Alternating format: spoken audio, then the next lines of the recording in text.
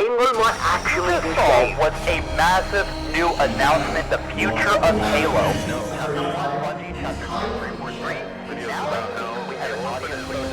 How 343 killed Halo. Yada yada yada. Once again, everyone's bending over pants down for the former 343 to plow them straight in the arse. Just because they've changed their name to Halo Studios does not change what they still are. This is the same studio that shat out 3 failed mainline games, 1 shit remaster before releasing another close to decent remaster, sold in a failed collection of games they didn't even create. They just had to put a bunch of games together, couldn't even get that right, and it didn't even work for 6 years post-launch. Over 10 years of mass incompetence, increasingly late updates, informal, cute and cuddly community posts managed by insufferable, emasculate bitch boys and women who prioritize Halo cookbooks, toys, transmedia and a fucking Halo TikTok over trying to fix the piss poor state of their mainline entries. Over $500 million, 7 years development, support from 4 other developers to produce a very bare bones, mediocre title at best. With a showcase so fucking terrible, they needed to delay Halo Infinite, their 3rd entry to the franchise, an extra year, and it was still extremely empty on release. All of this failure is the result of an ultra-progressive workplace culture, forcing gender-equal diversity nonsense pushed by female executives who saturate the studio with left-wing idiots. A clear agenda to reshape the functional patriarchal system into a progressive joke, which is what killed the entire franchise, because none of these women and emasculate men have the capacity to deal with or work on a military shooter built for men, making it abundantly clear this soft progressive experiment is not fit to continue working on this franchise. Don't forget the cherry on top, their colossal piece of shit TV show, which cost a breathtaking $10 million per episode, leaving ex-Bungie devs and fans alike in straight disbelief with how shockingly terrible the show is. The idea that most have left the studio is a complete lie. Where did you get that idea from? It's literally the same building. It still has the same left-leaning personalities. All they've done is change the name because of the stink of its negative reputation was too much to bear. Because in over 10 fucking years, they know nothing of the great journey. In January 2023, Microsoft laid off a significant number of employees across several divisions, and 343 Industries was hit by these mass job cuts. Reports suggest anywhere from 60 to 100 employees from 343 Industries were laid off, with Halo Infinite bloating a massive 1,200 people working on the game, including subcontractors and support from 4 other developers. Think about how many people must have been working on what turned out to be a barren, empty wasteland, when Bungie's team were about 4 times less. A measly 100 people fired is nothing, especially when it's coming from the campaign team, and when your studio is suffering from massive overbloat. The point being is that the reshuffle didn't completely wipe the slate clean. This means a considerable portion of the development team from Halo Infinite and possibly Halo 5 remain in place under the new Halo Studios brand, which would include designers, artists, and even their autistic community manager John Unishek, to their executive puppet Pierre Hintz, who regurgitates left-wing talking points. My name is Pierre Hintze, prefer pronouns he, him, and my role is I'm head of production. Mind you, who's been in the studio for about 6 years with work on the MCC and comes from a background in football games. We're going to take a look at the people in this studio because it's important you understand what exactly the problem is with modern day entertainment, because I'm sure the purple-haired lesbo who has a PhD in the social factors of AIDS is going to do great for Halo's future. And this man wasn't lying, because Melissa Boone has a PhD in fucking social psychology focused on public health and social interactions risk of HIV, particularly with African, Latinx, whatever the fuck that is, and the LGBTQ plus mutants, and also leads research in diversity and inclusion across the Xbox brand. How the fuck is she a principal Xbox research manager, whatever the hell that useless job is, and chief of staff in this rebranded studio with an undergraduate degree in a wildly different subject, echoing the same progressive she-her pronoun bullshit we see every other liberal idiot parroting today, with support from the Rainbow Abomination. I am Kamala Harris. My pronouns are she and her. I am a woman sitting at the table wearing a blue suit.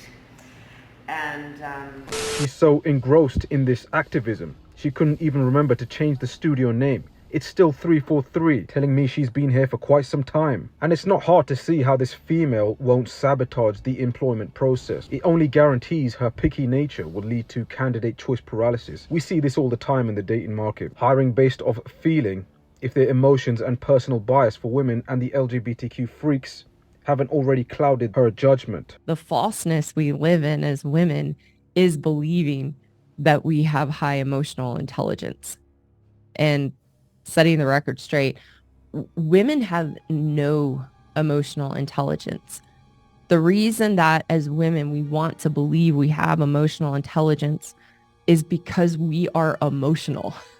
Of course, the other problem is, if you don't comply with their left-wing litmus test, stamping pronouns and bending over for their progressive belief system, you're not going to get the job. All I see here is someone who parrots left-wing talking points, and you know damn well from all the mess we've seen, these freaks prioritize these ideas and make sure everyone else does too. And the game, or whatever they're working on, suffers by the agendas they force into it. Halo doesn't have time for this bullshit, and neither does any of the other shooters on the market you've ruined with this garbage. All you're doing is perpetuating violence against women, teaching Gen Z idiots it's okay to harm women, to shoot and kill women.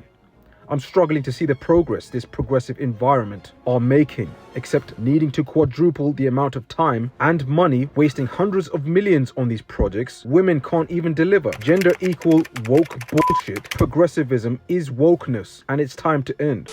A post by Minimal Effort Live reads, and I quote, "Many people are rightfully worried about the chief of staff at Halo Studios, Melissa Boone, and her obvious ideological-driven activism. However, it's not just Melissa who has an agenda to push, but the executive producer Casey Wu and COO Elizabeth Van Wyck as well. Casey Wu attended a panel back in 2019 called Open Worlds, Women and Diversity in Gaming. The name is pretty self-explanatory, but in the description, they actually pushed the bogus claim that 45% of gamers are women. Another cause for concern is COO Elizabeth Van Wyck. She, like Melissa and Casey, have been a Microsoft employee for many years, and also sat on a panel for the activist group AnyKey. These people are all activists and care nothing for Halo or the games industry as a whole." Which is true, exactly, because all these women have been doing for years is activism. They don't create games, they create social spaces to groom underqualified, impressionable women into games. But the last 10 years have proven why you don't navigate into a matriarch, because women don't have the capacity to work on complex projects, especially masculine sci-fi shooters built for men. So why the fuck are they working on Halo? There is no testosterone in this environment. This is the problem. I might not think of gaming as a place where a woman would be happy, especially you work on Halo, you run Halo. It seems like a serious guy's game. I love science fiction. Gaming, and why I think it is important to have women on this side of the gaming side is, and I think it's about creating diverse characters and interesting storylines, and that's something that I'm really passionate about, and a lot of the women on the team are as well. Tell me about that. How has the fact that you're now running the show there affected the game? Yeah, you know, I think diversity does attract diversity. So I think we have a more diverse team than in the past, which I think the team actually really appreciates. I also think that diverse teams do kind of create a diverse output, or how diverse thinking and innovation on where you're going. And so I think that having more women on the team, we have a lot of really strong female character and a really diverse character set. I had the luxury of being able to be at the original Women in Gaming conference last fall. Passionate about getting more women and diversity. It's about diversity of choice. That happens when there's more of diversity on this side, when there's more women on this side, when there's more diversity on the creator's side. As we were setting up the booth, there was a group of women walking the E3 floor, and I thought, how refreshing. I finally get to work with women. To have the diversity within diversity of everything that we've done within the industry reminds me of why I am in gaming, and that it does matter, and diversity does matter. The Strong Museum Women in Gaming Conference is an amazing opportunity. What I love about getting all the women in the industry together is I want to make sure you have a diverse set of voices, and having women, having people of color, having people with different backgrounds. And so some of the things that inspire me and that I push for passion is, how do I connect the dots? dots. How can what we do in the gaming industry connect the dots? Because it connected the dots for me. My team put together this video that kind of helps connect the dots. Playtest is a time where people just goof off and they trash talk. My team and I bring the Halo world to life. Is that you? That is me. I wasn't a math genius and I knew nothing about coding. But you guys do. You guys have the power to change things. I want your job. I want you to have my job. And it's a reflection of I think something that's very different today than, 5 or 10 years ago in the industry of just... No shit. This is exactly what the last decade of 343 was. Activist CEO Bonnie Ross setting up campaigns for women in games and diversity bullshit, who has no idea or qualifications for what she's working on, but ultimately saturated the studio full of women and weak emasculate men to feel safe and inclusive, and the quality of the franchise suffered to the point of death. I asked, does Bonnie Ross play Halo? I'm just curious because I can't seem to find any evidence that she does play Halo and or has an Xbox gamer tag. Even her page on the Xbox wiki states that she was first introduced to Halo by the Fall of Reach book. Nothing is mentioned about her playing the games. That was the question. And removed for Rule 9. To gloss over that real quick, the r/Halo moderation team reserves the right to remove content or ban users as necessary if it is deemed detrimental to the subreddit or to the experience of others. So, even if you don't break the rules, it seems that the moderator at the time can just remove your post if they simply don't agree with it. Matt Booty, head of Xbox Game Studios, I gotta lick the booty. had to save face on 343's behalf for their current failure. Shipping the game is just the beginning. There's got to be a plan for content sustain, and we just fell short on the plan on that. So we have really retrenched. We have got some changes in how the team is set up. We've got some changes in leadership, and we've just got to really get refocused around in that. December, I think we had a peak of around 20 million players playing the game. What you just saw was a massive new announcement, the future of Halo. This morning, how 343 killed Halo. Yada, yada, yada. That I feel like I never run out of things to do. I love intricate stories that take place across lots of different worlds, have lots of different meaningful characters. What made Halo successful at the beginning? What is the legacy of Halo, and what's the soul that we want to bring forward, and what's the craft of making Halo games? We knew we had to make a change in order to take us into the future. And you begin to understand why fans are rightfully pissed off about the future of Halo, because you couldn't help yourself in the first 30 seconds of the trailer, shoving in your progressive bullshit, which have proven time and time again to be a massive liability, not just here, but across every sector of the fucking economy. We don't have time for this progressive experiment. We've seen 3 females in leading roles, less than a minute into this showcase, one of which, Elizabeth Van Wyck, is waffling questions about what made Halo successful, what's the legacy, what's the soul of Halo, what's the craft of making Halo games, coming from a studio that sat on Halo for over a decade. If you still haven't figured this out by now, then you need to leave. Who are these underqualified women, and how do they manage to climb into these jobs they don't have the experience or qualifications for? Fuck out of the way! Get out of the way! It stinks of DEI progressive sweet baby garbage, and everyone could smell it a mile away. What is it? That stench. I've smelled it before.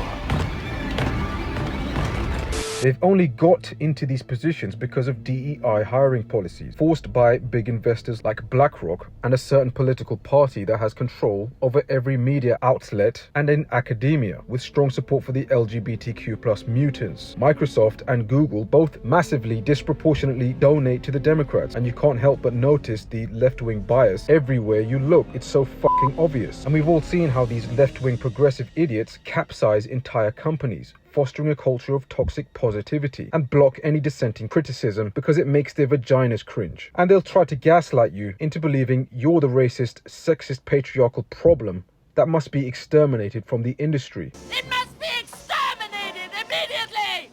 Behind the scenes about Concord is that the game was in a laughable shape, and that at that time in Q1 2023 there was nothing done. Like, a major expense was having to urgently outsource much of the game to other studios to finish building the game out. There was, and I think we can kind of get this vibe from just the nature of the people making it and kind of the way the game reads and all that, a toxic positivity vibe. You weren't allowed to say anything. I believe apparently internally about this game. I believe it. About how like something's wrong with it. Character designs are not right. Yeah, the big things to take away. $400 million loss. The game was in horrible shape as of 18 months ago before release. Not even monetization, no onboarding, most content not even there. The game was in such bad shape at that point that they spent the budget of it again in urgent outsourcing to get the game finished from all of these different angles over an 18-month period. Internally, the game was considered part of the future of PlayStation with heavy cross-media references and a system of toxic positivity surrounding it that didn't allow anyone to meaningfully change the course of the game. Because if the people at the top truly believe in something, you're not going to be able to do much about that. They've built an entire echo chamber of emasculate gay men and more women to feel safe and inclusive, to ultimately quarantine away from any emotional stress in this bubbly environment. This is typical textbook feminine behavior, gender norms that progressivism will so woefully ignore because men and women are completely unequal beings. None of these progressive idiots, and women especially, have the capacity to work on and innovate a sci-fi military shooter like Halo. Men built this, as we have done with the entire planet. So this is interesting to me though, because I think there is some truth to this in terms of how women are when they get into these spaces, and because we crave that work-life balance so much, I think we try to then bring it into these work structures. However, in the modern world, I think that you now have that being led by women, that movement, and feminized men. There are so many men I know, so many men, particularly in the cities, they want to turn work into a playground. I mean, it's like they want to behave like a small child and, oh, let's play little games, let's call it team building and spend the whole Talent day shows. Yeah, ping pong for everyone. I mean, so there's a two-tier problem. You have women behaving as you might anticipate women would, and now you have men behaving like women and advocating for the same things. Do you agree or disagree? Yeah, I would definitely agree with that. If you will not hear the truth, then I will show it to you. Bungie built Halo with less money, less staff, and older hardware, turning their killer app into a system seller. One look at the teams behind each of these projects and things start to make sense immediately. Halo Reach to Halo 3 were masculine, difficult, noble stories about overcoming the ultimate threat to save everything. Halo 4 to Infinite was one big, creatively bankrupt love story, turning Chief into an emotional bitch who gets his ass beat at any conceivable opportunity, successfully preaching it's okay to fail with subpar female characters that do fuck all, but left-wing corporations will stick a female into a masculine role and expect her to somehow outperform the males. And I'm talking about real males, not this feminized, emasculate modern bitch boy. Women are subsequently going infertile for trying to compete in this environment because they can't handle the stress, they can't handle the workload, and everyone has to suffer from the mediocrity that comes out of this progressive joke. This culture is a cancer, and it's exactly what we can see in this new Halo studio all over again. So the plan here, a second time, is to gentrify and remake the entire Halo series, which they've already done, recycling all of Halo's assets, including Marty's and Salvatore's soundtrack, because these freaks can't make anything original themselves. They expect us to sit through another fucking 10 years of them being lazy.